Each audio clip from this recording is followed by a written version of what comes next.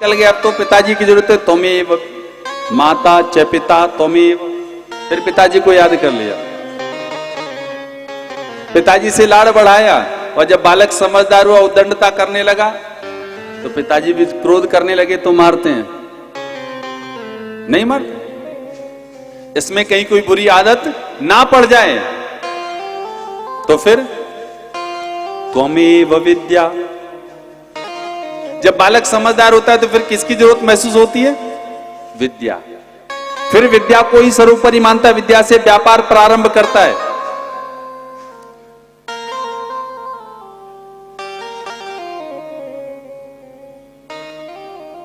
फिर परिवार के साथ बढ़ता चला जाता है, और अंत में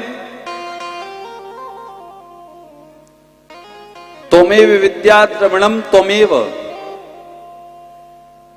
और अंत में तो सब कुछ भूल करके सबसे समापन में कहा कि त्वमेव सर्वम मम देव देव। पहले तो संसार की ओर ताकता है, लेकिन जब संसार के सहारे नहीं मिलते हैं ना, तब बोलता है कि त्वमेव सर्वम मम देव देव।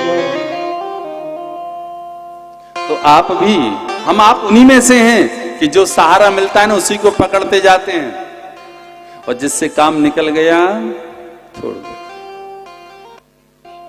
ऐसा नहीं। और जीवन का जो परम सार है, जन्म से मृत्यु तक, वो केवल मात्र परमात्मा है।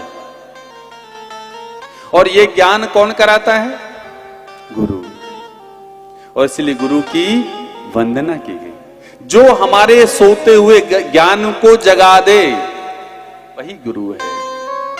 गुरु का मतलब ये नहीं कि वो लाल कपड़े पहनता हो, लाल पीले कपड़े पहने, वही गुरु है, नहीं। जो आपको सच्चाई बताए, आपको आईना दिखा दे। एक बात बताऊं, संसार में सारी दुनिया झूठ बोल सकती है, लेकिन एक ऐसी वस्तु भी है जो कभी झूठ नहीं बोलती, और वो क्या है जानते हैं आप? ऐसी कौन सी वस्तु है जो कभी झूठ नहीं बोलती? और वो है व्यक्ति का अपना मुख देखने का साधन, दर्पण। सारा संसार झूठ बोल सकता है, लेकिन दर्पण कभी झूठ नहीं बोलता। और दर्पण कब शुद्ध होता है? और दर्पण पे भी मान लो धूल जम गई, तो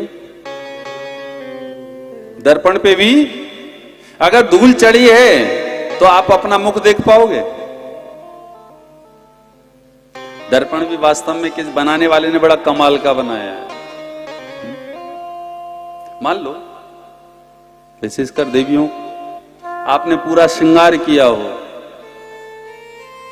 श्रृंगार की जितनी भी वस्तुएं आपने धारण की हो, सुंदर वस्त्र पहने हो, और सब कुछ तो दे दो, केवल मुख देखने को दर्पण ना मिले तो क्या होगा?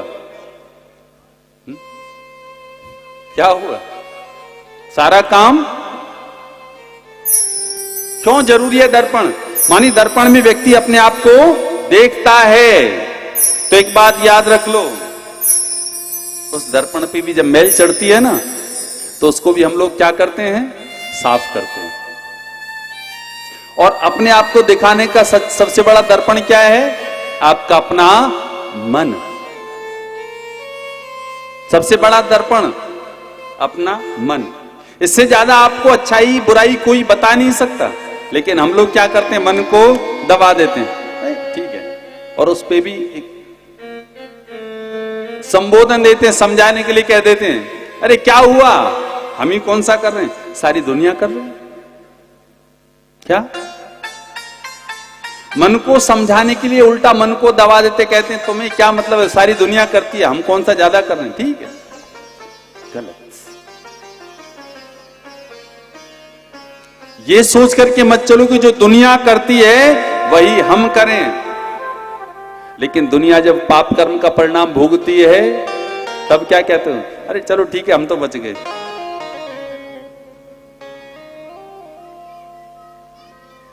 ये याद रखो, जो आपका मन कहे, जिसको आपकी आत्मा स्वीकार करे, काम वही करो।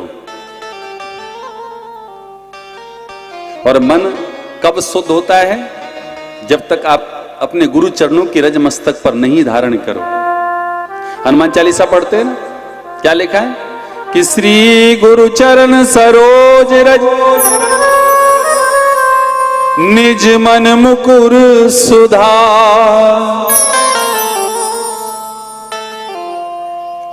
अपने गुरु चरणों की रज लेकर के जो अपने मस्तक पर धारण करते हैं ना, उनका मन निर्मल हो जाता है। और जब तक आपका मन निर्मल नहीं होगा, संसार में आपको सुख की उपलब्धि नहीं हो सकती। और इस प्रकार गुरु गोविंद दोनों की वंदना की गई। बोले सदगुरुदेव भगवान की जय। जय जय श्री राधे।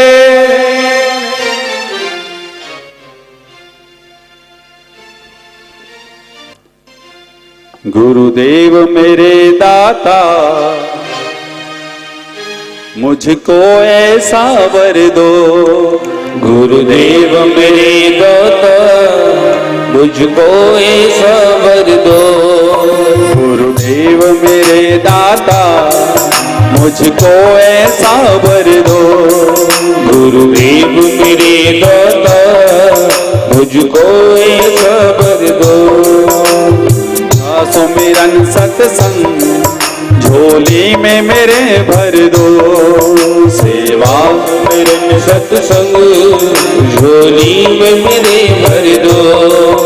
गुरुदेव मेरे दाता मुझको ऐसा वर दो। गुरुदेव मेरे दाता मुझको ऐसा वर दो।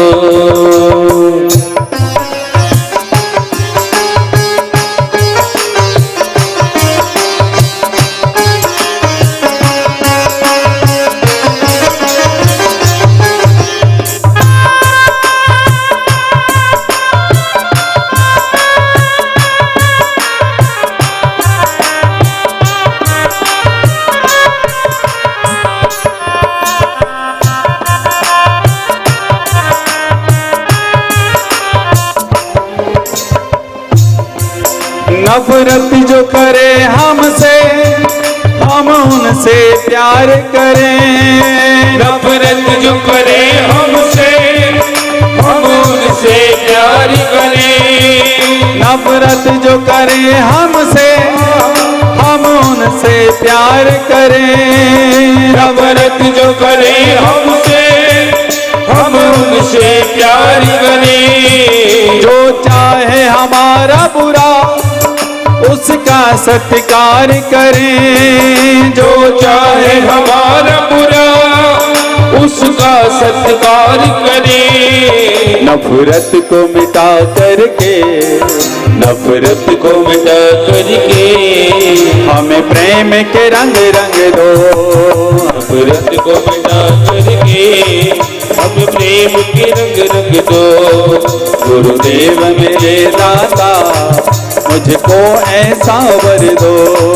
गुरुदेव मेरे दाता मुझको ऐसा वर दो।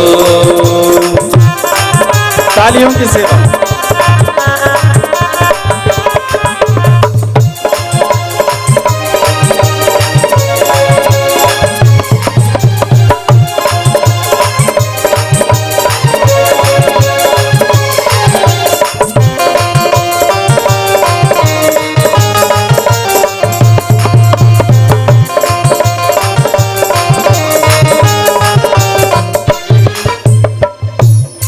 सेवा हो सबरी सी और प्रेम हो मीरा सा।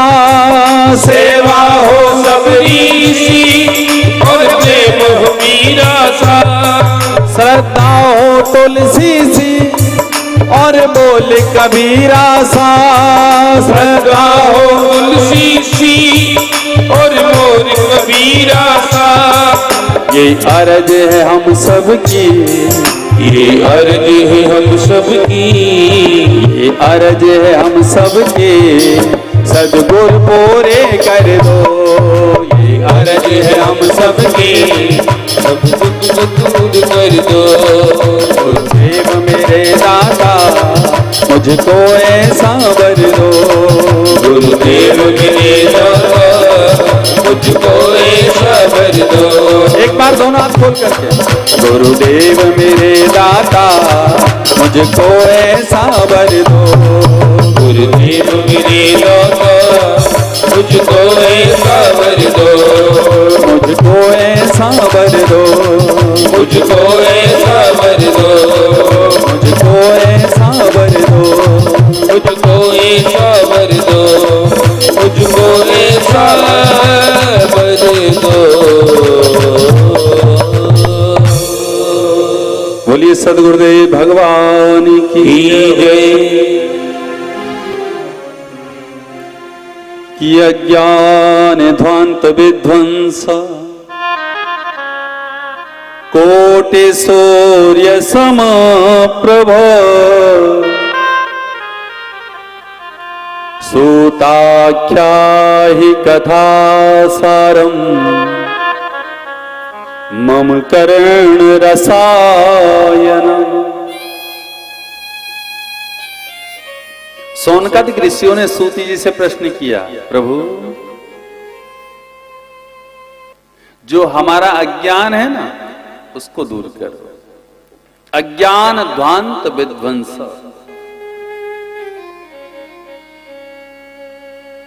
उनका कि आपको अज्ञान क्या है कि यह घोरे कलो प्रायो जीव च सुरतांगत।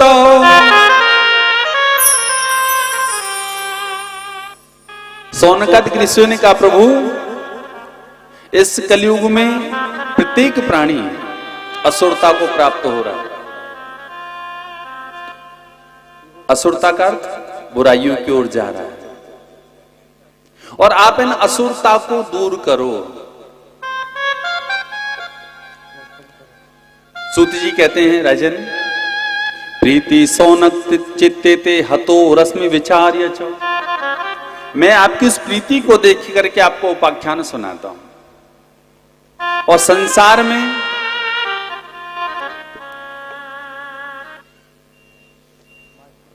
जन्म लिया है उसे मृत्यु प्राप्त करनी ही होगी, लेकिन फिर भी सोया पड़ा है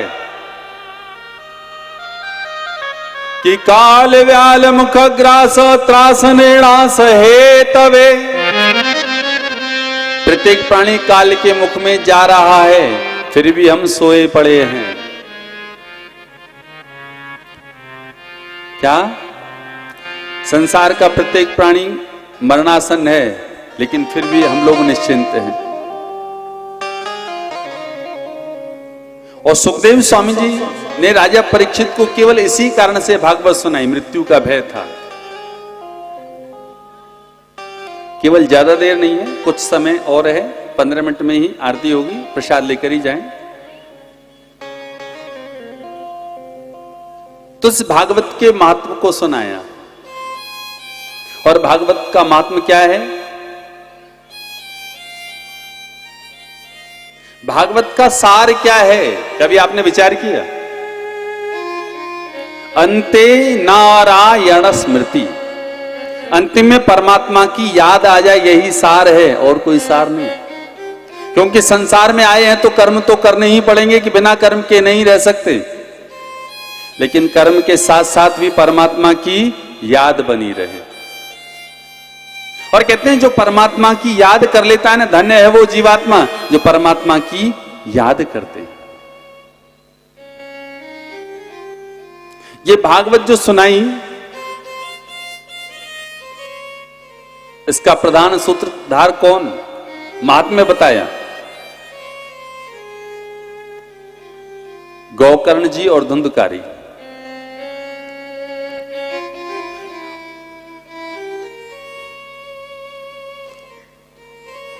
यहां जरा शब्दों पे गौर करना है आप कि तुंगभद्रा तटे पूर्वम अवोत्पत्तनमुत्तमम्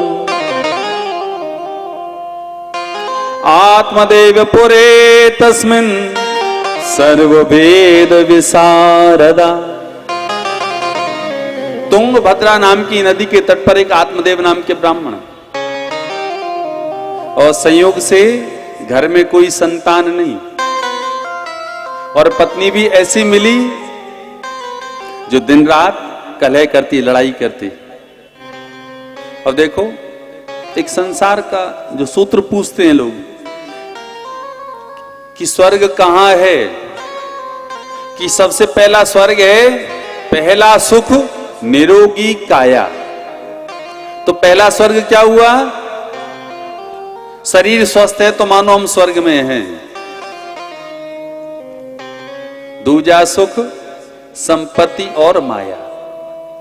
दूसरा सुख धन हो, पैसा हो, अपने जीवन यापन की व्यवस्थाएं हो।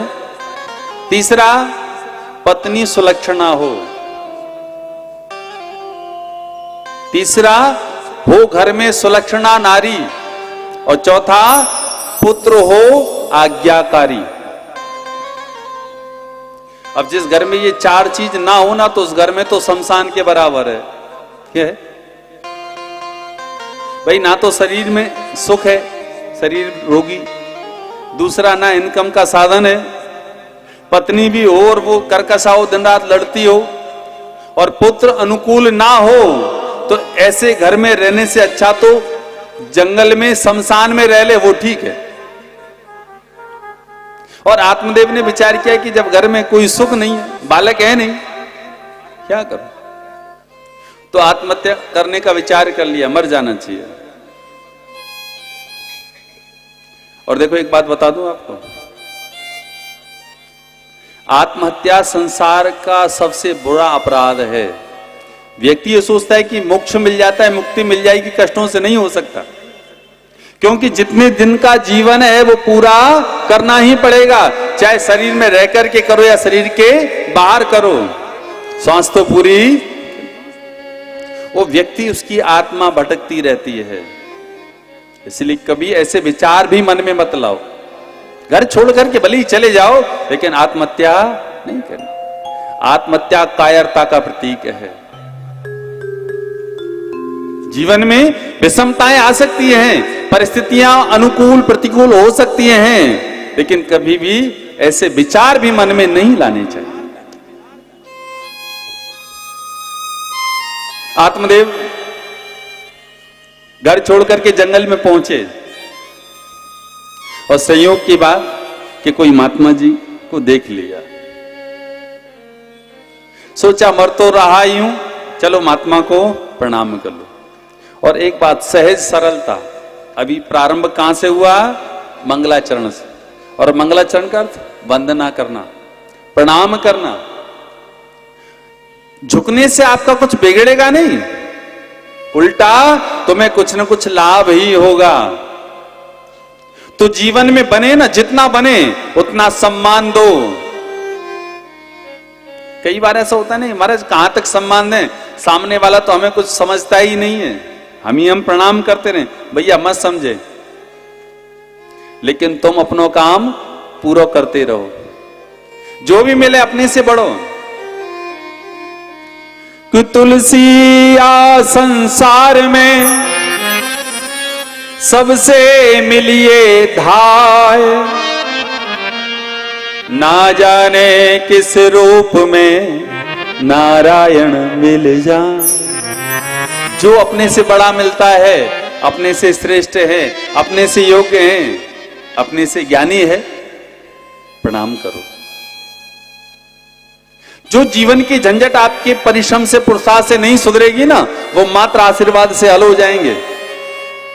ये याद रख लेना। और आत्मदेव ने जाकर के प्रणाम किया। महात्मा जी विचार करने लगे, क्या बात है, ये दुखी है। पूछ लिया क्या चाहिए? आत्मदेव कहने लगे, महाराज क्या बताऊं, घर में कोई संतान नहीं है और संतान के ना होने से मैं दुखी हूं। आप कृपा करके मुझे संतान दे दो ना। तो आत्मदेव को सत्य भगवान समझाने लगे, राज विप्रदेव, अगर मात्र संतान से सुख मिलता, क्या अगर मात्र संतान से सुख मिलता ना, तो संसार में फिर किसी की और की जरूरत नहीं होती। संसार का सबसे सुखी आदमी कौन होता फिर? तो रावण। एक लख पूत 1.25 लाख नाती, लेकिन तारावण घर दिया नवाती। तो सुख मिला? अरे और तो और, महाराज दशरथ के तो 4 पुत्र, राम लखन भरत और शत्रुघ्न, लेकिन अंतिम समय कोई था पास में? 2 ननिहाल में और 2 वनवास में। क्या सुख मिला? संत भगवान समझाते हैं कि विप्रदेव तुम चिंता मत करो। अरे बैठ करके भगवान का भजन करो, सब ठाकुर जी अपने आप बेड़ा पार करेंगे। नहीं मानता। आत्मदेव ने कहा महाराज ज्ञान तो मेरे पास ही बहुत है, मैं ही परेशान हूं ज्ञान से तो, और आज सबसे बड़ी कमी है। आदमी क्या सोचता है, अरे महाराज ये सब ऐसे ही है, हम ही ज्ञान बहुत है, कोई हमारा ही ज्ञान ले जाए। आदमी अपने ज्ञान से ही भोजन मर रहा है। और आपको एक बात समझाऊं, ज्ञान झुकना सिखाता है, अभिमान नहीं। आत्मदेव ने कहा नहीं महाराज आप तो मुझे दे सकते हो ना, तो ज्ञान तो रहने दो, आप तो संतान दे दो। महात्मा जी ने कहा ठीक है, और ध्यान लगाया और चरित्र का अवलोकन किया, देखने लगे विप्र को संतान है या नहीं भाग्य में, और कह दिया कि 7 जन्मा बधी पैव पुत्र चनैव चनैव च। हे विप्रदेव आप तो एक जन्म की बात करते हो, आपके तो 7 जन्मों में भी कोई संतान नहीं है। विप्रदेव विचार करने लगे कि जो यहां बैठे बैठे पेड़ के नीचे और मेरे एक जन्म को नहीं 7 जन्मों को देख सकता है, तो मेरे भाग्य के लिखे को मिटा भी सकता है। अब तो चरण पकड़ लिए और कहने लगे प्रभु या तो मुझे संतान दे दो, और नहीं तो मैं तुम्हारे सामने ही आत्महत्या कर लूंगा। और एक ब्राह्मण की हत्या का पाप आपको लग जाएगा। संत विचार कर ले क्या करूं? अगर इस ब्राह्मण से मना करता हूं और मेरे सामने इसने आत्महत्या कर ली, तो इसकी हत्या का पाप मेरे ऊपर लगेगा। फिर विचार करके सोचा जो होना है सो होगा, ठीक है हम तो अपना काम करते हैं। और महात्मा जी ने एक फल लिया और फल लेकर के कहा लो ततः पुत्रो भविष्यति, तुम इस फल को ले जाओ तुम्हारे घर में बालक हो जाएगा। विप्रदेव बड़े प्रसन्न, घर चलकर गया अपनी पत्नी से कहने लगे देवी इस फल को खा लो, घर में बालक हो जाएगा। लेकिन पत्नी इतनी जल्दी मानने वाली नहीं थी। और देखो बुरा मत मानना मेरी बात का, ये कमी धुंधली की नहीं है, ये विशेषकर माताओं की सबसे बड़ी कमी है। जल्दी से बात को मानती कि मान लेते हो है, कभी कभी मान लिया करो। और वैसे तो एक बात बताऊं, आप जिनके अनुकूल रहते हो ना, जिनके अधीन हो, जैसे बाल्यकाल में पिता के अधीन, युवावस्था में अपने पति के अधीन हो, और बुढ़ापे में बेटों के अधीन। तो अगर आप चाहते हो कि आपका जीवन सुखी रहे, तो जैसा वो चाहे ना वैसे रहो, आनंद में रहोगे। और जब कोई सहारा ना हो तो फिर किसे याद करोगे? मेरे गोविंद को। और वहां भी एक ही भाव, जहां ले चलोगे वही में चलो, जहां नाथ रख लोगे